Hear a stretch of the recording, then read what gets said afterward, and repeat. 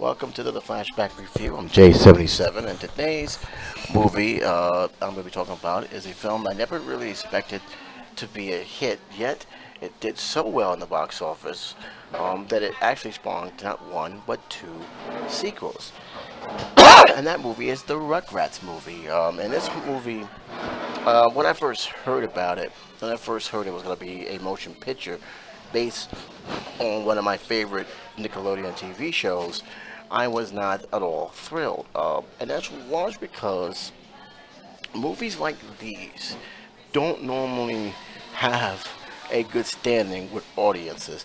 A lot of the time when you have movies based on popular TV shows, particularly cartoon shows, it tends to be mediocre to bad at best, where people saying, wouldn't this be easier if you just put this film in on TV, make it a special 2-hour made-for-TV movie. And a lot of parents, surprisingly, was thinking about that. Said, this is a film gearing towards young children. Why are they putting this film out, knowing I'm not going to shell too much money for my little one to see this? I may sit down and watch it with my with my toddler, my young children, but I'm not going to really spend, 12, 11, $9 to see this film. Well, surprisingly, I give Nickelodeon all the credit because they did advertise this very well. And they did this through the fact is that as the season was winding down, we have actually got a hint that Tommy Pickles, who is one of the main protagonists in the show, was going to have a newest member of the family. We didn't know what that was. We didn't know if it was going to be a boy and a girl. So that alone actually caught the interest of a lot of fans, young and old. And sure enough, the Rugrat movie is pretty much, in my opinion, was the season finale of the show that year, because it actually answered a lot of questions. And the question was, yes, he has a little brother named Dill Pickles. And needless to say, this film did two things right, and I'll say that. One, the film didn't try to go over people's heads. They actually stayed within that grounds what made Rugrat famous. And two, it dealt with an issue of, responsibility and, peacefully changes, especially when a newest member of the family comes into the mix. Because, as you know, Tommy Pickles was the only child in the family until Dill came along, and now all of a sudden he is not being pretty much completely ignored, but being, pretty much the responsibility for the parents has been shifted towards Dill Pickles, because he's an infant, he's crying, he's doing a lot of stuff, and they're trying to, basically care for him, and that pretty much doesn't bode well for Tommy, who feels he's being ignored. There was some sad scenes in this movie, especially when when his father was singing a lot about to Dill, and he was just, and you see Tommy trying to get his attention. You see Tommy trying to say, hey, what about me and everything else, and you can see that pretty much the emotion comes out. A lot of people was actually sad by that scene, including myself. So this is what is happening here. There's a lot of jealousy, of course, with Tommy, a lot of resentment with him. But yet, as the film moves on, he tries to take on the responsibility of Big Brother, because his father did have a talk with him and realized that this is pretty much not voting well for Tommy. It's pretty much a coming-of-age film, and that's what makes it very good. The first half is pretty much introducing us to characters, introducing us to how Tommy reacts to Dill, and how he is trying to adjust, as well as everybody else trying to adjust to the new kid in the family. This film. This film actually got darker in the second half, when they actually get lost in the woods, and it's pretty much become one crazy incident to get back safely, because a lot of stuff is happening. There's wild animals there, wolves there, and this film really started pushing. I remember kids just being silent in this film when Tommy and Dill is having their little argument. They did reconcile, of course, but it was not it was not the most pleasant scene. I was kind of surprised they actually put that in that scene, but it was not a pleasant scene, and it actually got kids to be quiet quickly. Their eyes were just bulging out on the screen, and I tell you right now, that's actually a good effect because it really it spoke to home what Tom was feeling, but most importantly, it spoke to home to a lot of kids who had similar situations where here's a new kid in the block, they're being ignored, and they just can't deal with that right there. Eventually, they do snap out of it. Eventually, learn to love each other as brothers and sisters. But yeah, uh, there's going to be conflict during the first time because changes is not always something that a lot of kids do not like, especially when they are being pushed aside for the younger kid. So this is one of the films that did it good. This is one of the films that did it right. It didn't try to speak under children. They actually stayed within the range that everybody used to seeing them, and that's always a good thing. Sometimes you don't want to, go too far up and too far down. They actually find a good balance within this movie. And again, this movie, even though the Rugrats are there, even though we have a lot of jealousy between the babies as well as Dale and Tommy situation, but at the same time, it also has a strong message, and a strong message was really well done. They didn't escape that message. The only problem I have with this film, really, and I think it's no coincidence to those who've seen this film, is the pacing. The pacing, you have to be patient at the first act of the film because the pacing is really not that great. And that's the one thing that I had a problem with. And the music is manageable. There was some music I can live without.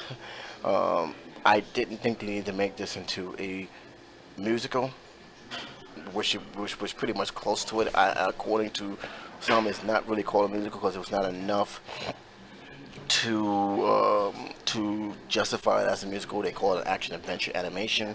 So I guess, but again, there was just some music selections that I just didn't really care. I know one of them, the Rugrats theme, which was actually done as a cover, I believe, or it was pretty much redone. I wasn't go crazy for it, but like I said, the music is for. It knows its age range, so I can't go crazy. I just wish it wasn't there, but they know what genre they were shooting for, so sorry, parents, gotta live with it. You just gotta live with it. I like the movie overall. I think the movie really did good. The only thing I actually think that was kind of sad, and Angelica Pickles, which was in the film, but it was actually kind of forgettable in many ways until the last second when she's actually looking for the other babies, particularly her cousins. I just. I just wish there was more of her because actually it's more Rugrats with her in it for her doing her little mischief ways. But in any case, I don't think it was about her. It was more about you know, Tommy and Dale and the rest of the babies coping with this with the new person in the group. So that's fine. Again, I have no beef about it. There's no complaint about it. I liked the movie. I thought the movie was fun, and it really spoke a lot to the Rugrats series. And actually, they did something right, which the Power Rangers, at least the first Power Rangers movie, did wrong. It followed through with the season. So again, I give them credit for that. Again, the marketing was probably one of the best things that they did because again. They hinted up a big change was going to happen. And mind you, this is not the first time they did this. They did it again with the other film, with Chucky this time. Although it wasn't evident until the very last scene in that movie. This one was pretty much very straightforward, right at the beginning act all the way to the end act. And I actually, it was a very good film, and especially when they finally accepted Dale as one of the team. It really did great. Again, I think this film was fun. It's not perfect. It really isn't. I wish it was. And by the way, in case you're wondering what Rugrats theme I'm talking about, it's called "Take Me There." It just dawned on my head what it was that it was. Again, I liked the movie. I thought the film was good. It had some problems, pacing being one of them.